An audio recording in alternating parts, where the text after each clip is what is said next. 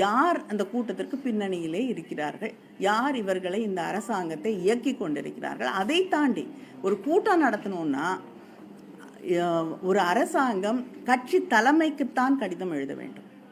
ஆனால் chief secretary individual எம்பிஸ்க்கு கடிதத்தை அனுப்புகிறார்.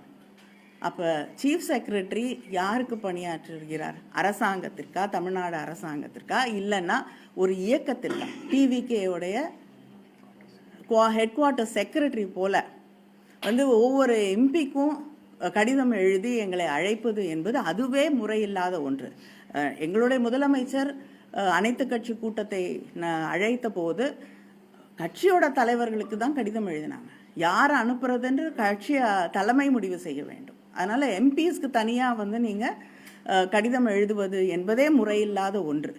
அதனால் எந்த தேவையும் இல்லாத நேரத்தில் எத்தனையோ பிரச்சனைகள், மேகதாது பிரச்சனை மிக மோசமான ஒரு இதில் போயிட்டுருக்கக்கூடிய ஒரு சூழலில், விவசாயிகளுடைய பிரச்சனைகள் பற்றி எரிந்து கொண்டிருக்கக்கூடிய இந்த சூழலில் திசை திருப்பக்கூடிய ஒரே வேண்டும் என்ற ஒரே எண்ணத்தோடு அவங்க கூட்டணியில் இருக்கக்கூடியவர்களுக்கு எந்த விதமான ஒரு எம்பாரஸ்மெண்ட்டும் வந்துடக்கூடாது அப்படிங்கிற ஒரு எண்ணத்தோடு திசை திருப்புவதற்காக இன்னைக்கு இந்த கூட்டம் நடத்தப்பட்டிருக்கிறது. இந்த பிரச்சனையை கையில் எடுத்திருக்கிறார்கள்.